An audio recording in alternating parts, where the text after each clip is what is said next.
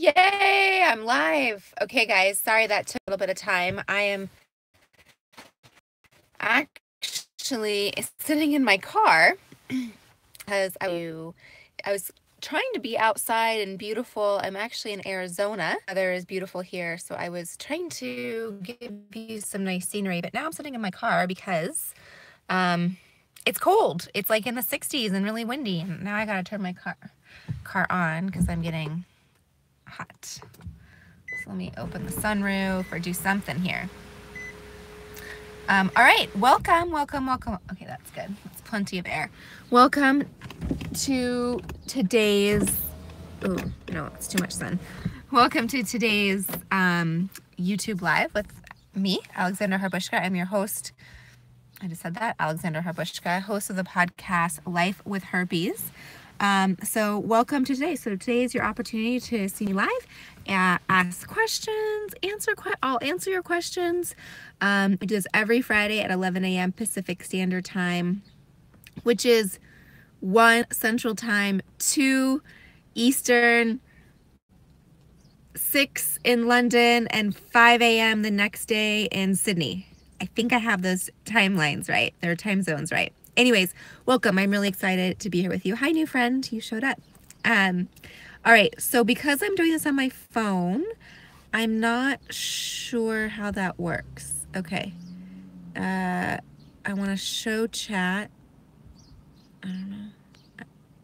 Okay. All right. I'm gonna do my best. If I miss your question, I apologize. Like I said, I'm doing this on my phone. I am in Arizona, so I was gonna do this outside on my laptop and make it all pretty, and the weather was not holding up. So, and I'm at my in-laws' house, and I thought, you know what, I'm gonna go outside because of our content. I'm sure you guys get it, and my stepdaughter's there, and so cousin time and all that stuff. So anyways, I'm in my car. All right, so today, the question I have, my first question is, I'm reading them all. I wrote them all down. It's like old school. Since I have my phone, I can't do both. I can't like look at my phone, look at my notes. So I did my old school questions here. All right. The difference, hi new friend.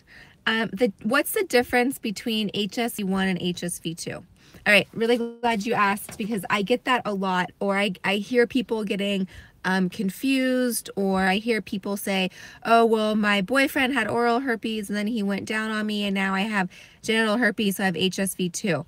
And so I'm really glad you asked. Hi, new friend. Gosh, got 4 people here. So I am glad that you guys asked that question. What's the difference between HSV1 and HSV2? Okay, so HSV1, so HSV, herpes simplex virus, is what it is. There's 1 and 2. Typically, HSV1 is oral and HSV2 is genital. That's just typically, right? So basically, they're the same virus. They just kind of put them in different categories, which there's 1 and there's 2. Until pretty recently, until the 70s, they didn't know that there were different viruses. I thought it was the same virus. So that is 2. Now, typically HSV1 is oral and HSV2 is genital. However, they can flip-flop, move around, go back and forth. You can have 2 types of herpes on your mouth. Hi, new friend, a new viewer. We can have 2 types on our mouth. We can have HSV1 and HSV2. So just because you have oral herpes does not mean it's HSV1. So I just want to clarify that. I just did a podcast recently about it. I'm trying to think. On testing for herpes. It was probably 2 weeks ago. I can't think of what it's herpes and testing, I think, was the tagline. Herpes and testing. If you go back and look at the channel here, Alexandra Harbushka, Life with Herpes, I go into different type of tests and which ones can differentiate between HSV1 and HSV2. So I highly recommend you go back and watch that if you're wondering. Also, I want to invite you to our group coaching, and we go into this. So this week we're talking about everything we need to know about herpes, and we're also talking about herpes and dating. So we have that on Mondays and Wednesdays. And it's $15 to come. So we really dive deep, get serious, and answer your specific questions. So there's, people from all over the world that come to these calls. So it's really fun. So yeah, if you want to know a little bit more about herpes, HSV, hi new friend, you want to know between HSV1 and HSV2, and I can absolutely answer that in more detail. Let me just make sure I don't have, let's see, I want to show chat. What's this button? Oh, I can do all sorts of, I can do, glamour. Ooh, bubbles. Look at how cool this is, guys. Oh, are the bubbles distracting? They're kind of fun. What's dance party? Ooh. Let's beam. Guys, whoa, that's scary. And my teeth. Whoa, that's cool. Okay, sorry, I just saw all this. Let's go back to normal. Just normal. Okay. The bubbles are cool though. I might have to do that a little later, but I don't want to distract you guys. Okay, next question. Again, here's my little piece of paper. Okay, this is a good question. Does the number of people I slept with have anything to do with me having herpes? All right, I really am glad that you asked this question, because what happens is we tend to put this, what am I trying to say? We tend to put this, or we try to justify it in our mind. At least that was my whole thing. I'm like, oh, I didn't sleep with that many people, so there's no way I'd have herpes. Or I didn't sleep with so-and-so, so there's no way I'd have herpes. And a lot of times people think that, oh, if the more people you sleep with, then the more often you would have herpes. Now let me answer it in one way. Yes, chances are. Oh, hey, from England. Hi. Oh my gosh, your comments come up. Yay. Hi. Love the kisses. I love that you're in England. So it's morning for you. That's or no, evening. It's Friday night for you. It's Friday morning for me. I just had some breakfast. So yay, I hope you're having like a beer or a glass of wine. That sounds really fun. Okay, so does the number of people I sleep with have anything to do? Okay, so back to, it is with life, it can be a numbers game, right? Oh, thank you. I love that. I'm truly, thank you. I will keep up the good work. So in some ways it is a numbers game, right? So like if you walk down, if you go to a bar and you ask, let's say 10 people for their phone number at the bar, chances are you're going to get more phone numbers than if you just ask one person, right? So if you just ask one person at a bar for a phone number, you have a 50-50 chance. You may get a phone number or you may not get a phone number. If you ask 10 people, you have a better chance of getting more phone numbers, correct? However, that does not mean that you're actually going to get a real phone number. That does not mean you're going to get a phone number at all. It could mean you get 10 phone numbers, right? So I want you to think about that with this question, because it's kind of a loaded question. Does the number of people I sleep with have anything to do with me having herpes? Chances are yes, just based on strict math. I see the little magic thing on my phone, like to change the images. I'm like, oh, it's magic. It's strict math, right? However, I don't want you to think that. Please, please, please, please, please, please, please don't hold that against you. There is no judgment. It does not matter. And what I'm trying to say, with this community, with the Life with Herpes community, is the herpes virus does not pick you because you have only slept with one person. It does not pick you because you are having fun and sleeping with lots of partners. It does not pick you because of your socioeconomic status. It doesn't pick you because you're female or male. It doesn't pick you because you're rich, poor, thin, overweight, healthy, muscular, have your dream job, married, not married, have kids, don't have kids, whatever. It doesn't choose. The fact of the matter is you come into contact with somebody that has it, and based on the number of people that have it, you're chances are you've already, you come in contact with it all the time. So 2 out of 3 people have HSV1, back to the question earlier. And then 1 out of 6 have HSV2. So chances are you're going to come into a contact with someone that has it. Does that answer your question? I don't want you to put the pressure on yourself of saying, oh my gosh, I've slept with so many people and this is like God's punishment. No. No.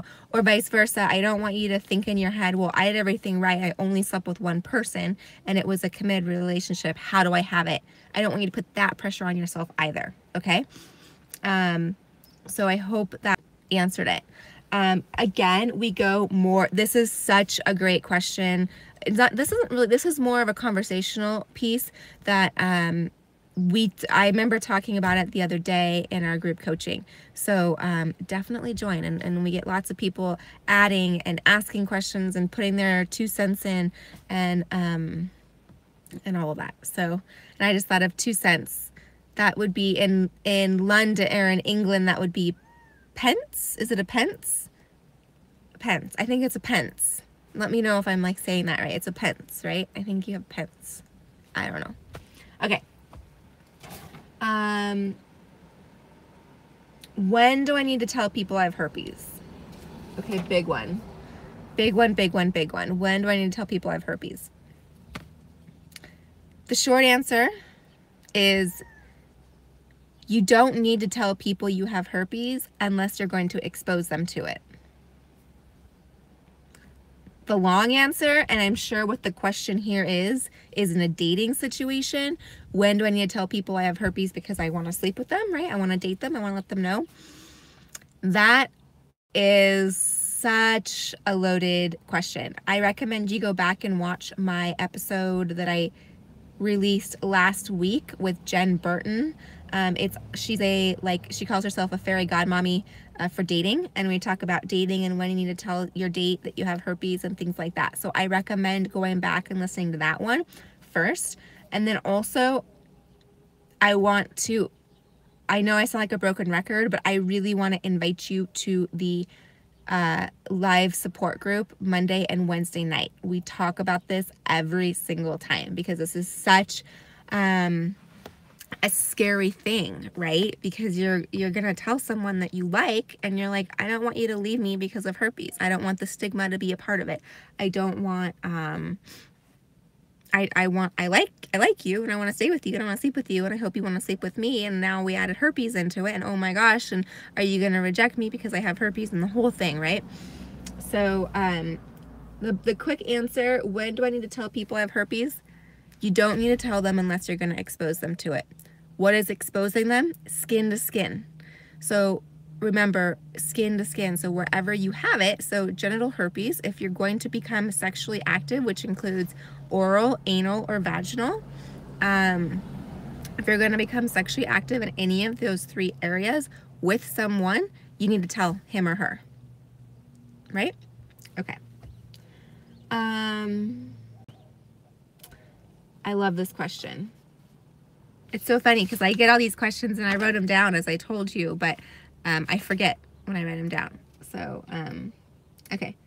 What is it like to have sex after your first outbreak? What do I have to know? Okay. I remember that too. Now, this could be for this question could be 2 ways.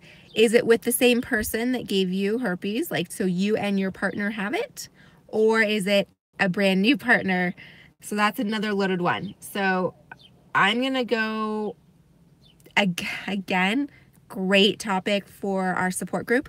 But what is it what is it like? Me personally, I'm trying to remember. Me personally, it was as soon as everything healed up, your body goes back to being normal. So you're all healed up and nothing it's the same, right? Your body heals up. But emotionally, you might be a little upset. Emotionally, you might be or you might feel really comforted knowing that your partner has it too and you're not worried. The thing is when you have it and your partner doesn't have it, that's kind of where the mind games start happening, because you're worried if you're going to pass it to somebody, right? Unintentionally, even though you've had the conversation, you've disclosed. A lot of times you might be worried that you're going to pass it. And so that could be in the back of your mind. That's going to be a conversation you want to have with your partner and make sure that he or she is very comfortable with it. I know my husband, I was saying like, gosh, I worry that I'm going to give it to you. I'm worried every time we have sex. And that was in the very beginning. And he said, Alexandra, if this is what you're thinking about, then I don't want to have sex. Like, you better get over that. I'm not thinking about it. I don't care. And if that's what's on your mind, then it's not a good time. Like, let's come back to it, right? But let's get that out of your mind. And I want you to know that that it's not on my mind. Okay. So this is such a loaded question. What do I need to know after I have sex, or after I have to have sex after my first outbreak? Again, I would reference you to join our live groups. But basically what you need to know is you need to use protection. You need to know that you can always transmit the virus due to viral shedding. Hi, new friends. And that you can, and that you need to tell your partner. Did I say that? Use protection. Antiviral helps reduce the spreading of the viral shedding, and then tell your partner, and just have, hi, new friend, and just get really comfortable with having that uncomfortable conversation. That's what I'd recommend. Yeah. Okay, this is another great question. I had it come in, and then it was so funny. I was talking to a friend the other day, and she was like, well, I was born with herpes. And I corrected her, and I said, no, you weren't. So here's why. The question is, are you born with herpes? And I hear that that conversation happen a lot, as people say, sorry guys, I'm just trying to like adjust because I'm holding my phone. Let's see, how do I do that? There we go. So people say, are you born with herpes? And they're like, oh, I was born with it. I didn't get it from like having sex. I was totally born with it. Can you be born with it? Yes, it is very, very, it's a very small chance. Your mother had to have an outbreak when she delivered you. So it can be passed through the birthing process. However, that's very rare because doctors, hi new friend, I love the thumbs up also. Hi new friends. It's a very small chance that it can be passed through the birthing process, because the doctors are so aware of it, and they will check the mom, and they'll check the cervix, and make sure that she doesn't have an outbreak or a visible outbreak. If she does, they'll do a cesarean or a C-section to remove the baby. So just to answer your question, can you be born with it? It's nothing that's genetics. Like, you can't genetically all of a sudden like passed down through DNA, like your mom had it, so now you have it. It's not like what gets passed genetically. You know, everyone in your family has green eyes, so you have green eyes. No. Everyone in your family has herpes, so you have herpes. No, that's not how it works. It's skin to skin, and it's transmitted that way. So you can rest assured, if you are a mom, you know, you're not going to pass it to your baby unless it's through birth, so you could do cesarean. Oral herpes, same thing. So that's most common, and that's the most common way I hear. I have all these leaves falling in my car because it's super windy, and I have the sunroof open. So it's like raining on me. Oh, should I do the bubbles, guys? Yeah, okay. So the oral herpes, people go, oh, I'm born with it, blah, blah, blah, blah. No, a family member probably kissed you when you were an infant. A family member was probably not educated and thought that I can only transmit it when I have an active outbreak, which is 100% false. You can transmit herpes anytime. That's why it is so active. That's why it's lasted for eons. That's why still today we're talking about it, right? It's nothing that went in, it's not a distinct, wait, what's the word I'm looking for? Why am I really foggy today? It's not extinct like the dinosaurs, right? And so those viruses can spread. And that's why. So are you born with it? No, you're not born with it. It's transmitted during the birthing process. These bubbles are so cool. I'm loving them. So that's just something to know. Do you guys have any questions for me today? Do you have any other questions like on that? You need more elaboration? You need more, hi, new friend. You need more clarification, the difference between HSV1 or HSV2, or, the numbers game, or when do I have to tell someone? Like, what questions do you have? I know a couple weeks ago, we were talking about, someone asked if my mom had another STD when I was born. So I think she clarified and said like chlamydia or gonorrhea. So if my mom had gonorrhea when I was born, does that make me more prone to having STDs in my life? The answer is no. Again, it's two totally different categories, two totally different things. Gonorrhea and chlamydia are bacterial, which means they clear up. You get an antibiotic and it clears up.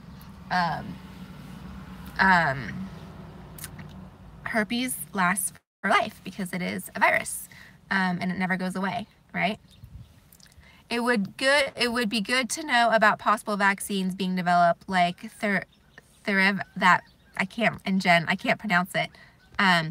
I know. I have been trying to get information on that as well. I do know that they're in, hi, new friend. I do know, so sorry guys, you can't read my questions. The question was, it'd be great to know more about vaccines and what's going on with the two vaccines that people keep talking about. The thing that I have found out so far, and thank you for reminding me about that, because I know that's a hot topic and for all of us, right? I'd love to get someone that's an expert in that on the show. So I'll keep working on that. But from my personal research and what I've learned is a vaccine takes it's like a 3-step process to get it approved. And I believe we're in step 2 going to step 3. The thing is that's the clinical trial. So that takes the longest, right? So that's where we are with that. And I did hear back when I was doing some more research on it, that they said it would be for both HSV1 and 2. Guys, don't quote me on this. This is just what I can recall reading when I researched it. So please don't quote me on this. I'm just trying to give you what I came across. And I don't know the source, so I don't want to really put the information out there like, here's the answer, it's coming soon. But yeah, they are working on a vaccine. They are trying to get it so it does help HSV1 and HSV2. And hopefully it'll be out soon. I know they've been talking about it, so hopefully we can get that out soon. That would be really, really great. Thank you for asking that question. I will give myself a note to like really find someone that can be on the podcast, on the show, to answer those questions, because that would be a really great way to get to the source. I want to know too. I know my husband wants one, right? Like he'd love that. So yeah, thanks for asking that question. Anything else? It's Friday the 13th. How do you guys feel about that?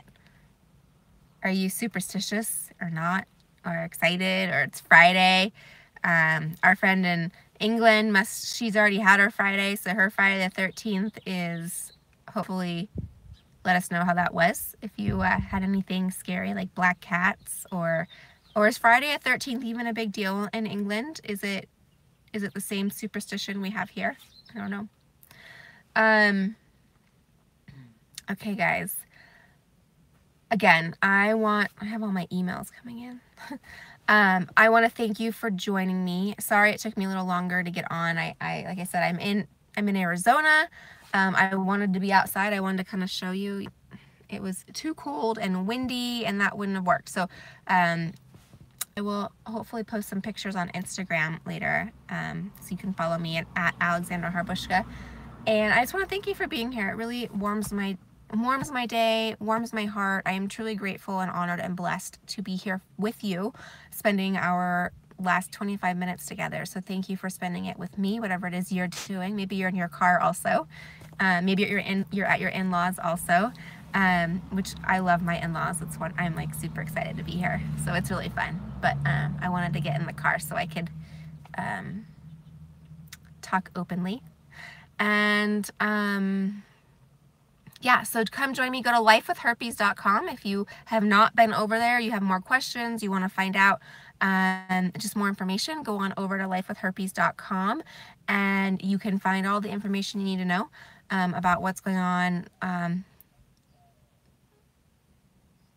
Oh, great. We got a great message. So a good tip for herpes sufferers is to cut down on arginine and get more lysine. Yeah, thank you for reminding us. That is such a great tip. And yeah, arginine, I will elaborate. Gosh, I am like all tongue-tied today. I will elaborate on that a little bit. Arginine is something that fuels the herpes virus. We don't know why. And so lysine kind of negates the fueling of the virus. So I can talk about that more next time. Thanks for reminding me. I can talk about that more next time, and we can go a little bit more into arginine and lysine. This is a perfect cue, and this is something I do talk about on Monday and Wednesdays with our support group. I do go into detail on diet. I go into exercise. I go into lifestyle. I go in what to eat, what not to eat.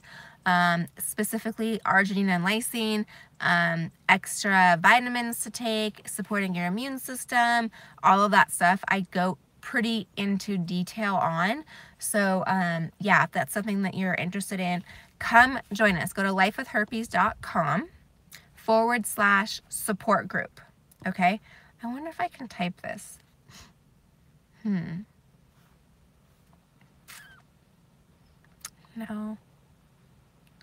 Guys, I don't think I can type. Sorry, I would totally type that in right now.